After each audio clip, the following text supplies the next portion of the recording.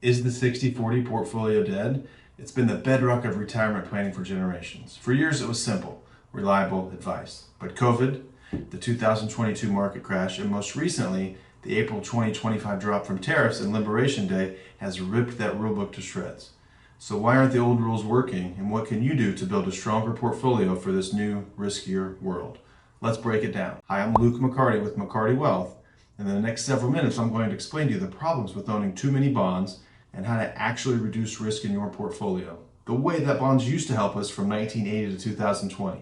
It is a new playbook, and thankfully there are new investments that can help lower the risk in your portfolio. For decades, a mix of 60% stocks for growth and 40% bonds for safety was beautifully effective.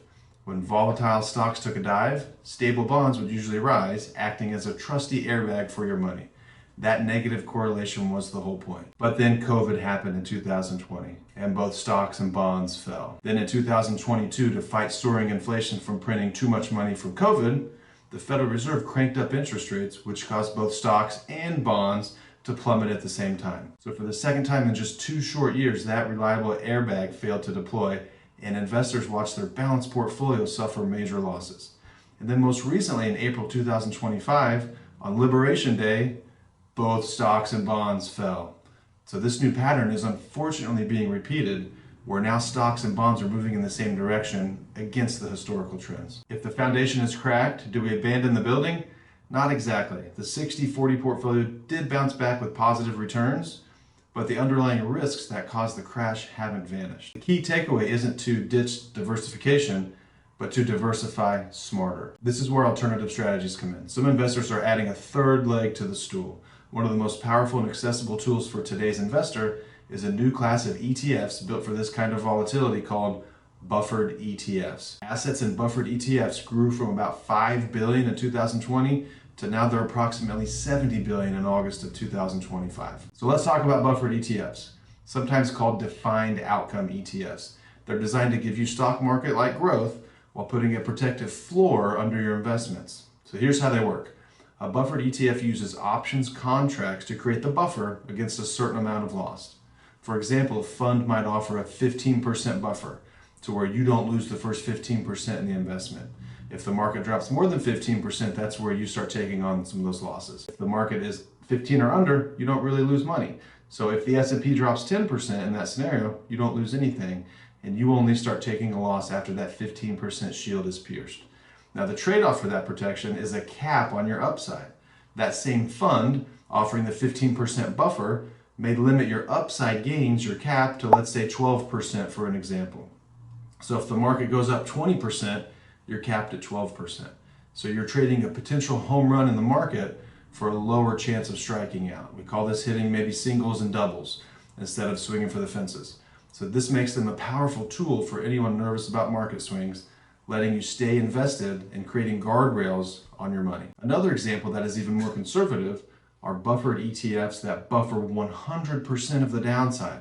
So these ETFs, if held for the outcome period, now this outcome period could be 3 months, 6 months, right, 1 year or 2 years, and they use option strategies to eliminate the downside of the markets while capping your upside to a lower level because you're taking on less risk. So more of that option strategy money from the ETF managers going to protect the downside. So maybe your upside on a 100% protected ETF is maybe 7%. So if the market is positive, you make money. If the market is negative, you don't lose. And by market, I mean the index of your buffered ETF. And this is kind of the best part about them is within the buffered ETF structure, you can choose your risk level. You can choose, I don't want to lose the first 10%, or I don't want to lose the first 15. I don't want to lose any, Luke. Okay, well then the caps are according to what your downside buffer is. But you can also choose the index. You can be in the S&P 500, you can be in international indices, you can be in small caps like the Russell, you can be in the NASDAQ, you can be in triple Qs, and they are traded just like a regular ETF. You can buy it today, you can sell and cash out on your own terms tomorrow. So these buffered ETFs are also very tax efficient.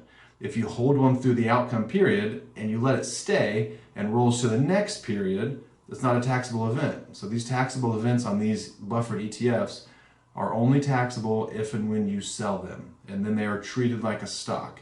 So if you hold it for more than a year, your gains are treated as long-term capital gains. If you hold for less than a year, it's treated as ordinary income, similar to a stock, similar to every other ETF. So is the 60-40 portfolio dead? Yes, I think it is. 3 most recent market declines in the last 5 years, right? And this was COVID, 2022, and the tariff crash, right? These were the fire alarms proving that diversification we once took for granted won't always be there for us. The future of smart investing is about evolving. By incorporating modern tools like buffered ETFs and other alternatives, you can build a portfolio that's far more resilient to the shocks of today's market. The game has changed and your strategy needs to change with it. Contact us at McCarty Wealth to see how we are implementing these strategies into our clients' portfolios to help reduce risk while also outpacing inflation.